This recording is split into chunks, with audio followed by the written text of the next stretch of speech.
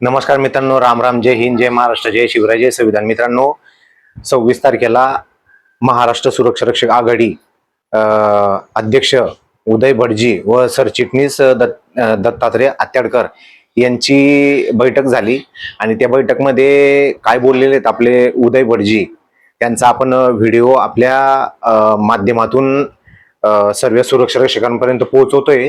आणि मित्रांनो, उदय भटजी जे बोललेले व्हिडिओ मध्ये ते तुम्ही कान उघडे ठेवून आणि डोळे उघडे ठेवून आणि कान उघडे ठेवून ऐका मित्रांनो, कारण की हाच टाइम आहे.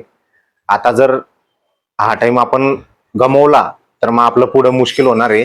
त्याच्यासाठी संघटना कोणतीही असू द्या, संघटना जर आपल्या बाजूने जर पगार वाढीसाठी, वेतन वाढीव, भत्ता वाढीवसाठी जर उपोषण करते, आंदोलन करते आझाद मैदानावर, तर त्यांना फक्त आपल्याला बॅकअप द्यायचंय. बॅकअप पण देऊ शकत नाही आपण मित्रांनो, म्हणजे कुठेतरी लाजिरवाणी गोष्ट आहे.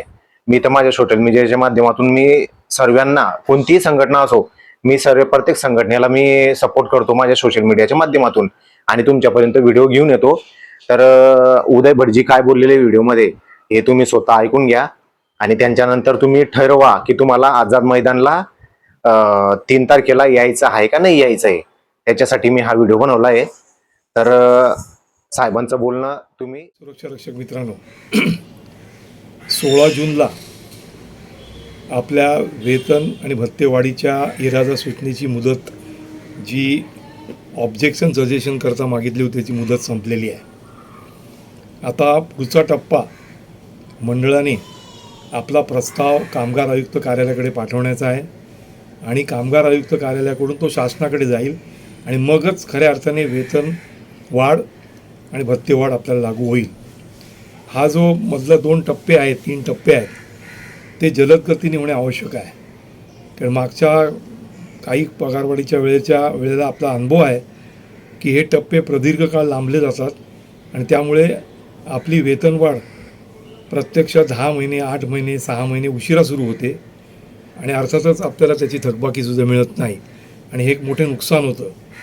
त्यामुळे आता ताबडतोबीने मंडळ अध्यक्षांनी आयुक्तांकडे प्रस्ताव पाठवणे गरजेचं आहे आणि त्या दृष्टिकोनातनं ही जलद हालचाल करण्याकरता आपल्यालासुद्धा आंदोलनाची पावलं उचलणं भाग आहे.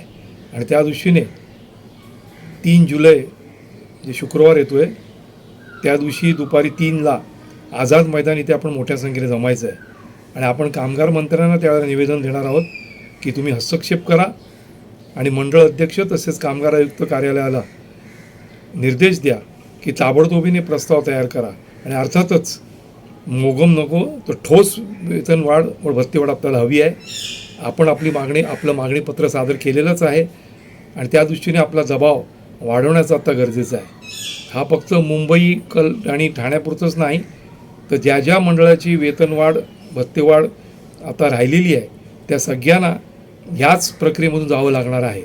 तरी येत्या 3 जुलैला शुक्रवारी मोठ्या संख्येने आझाद मैदानावर आपण जमूया आणि कामगार मंत्र्यांना सांगूया की आता दिरंगाई चालणार नाही, ताबडतोब वेतनवाढीचा प्रस्ताव सादर करायला सांगा आणि सुरक्षा रक्षकांना भरघोस वेतनवाढ व भत्तेवाढ लागू करा.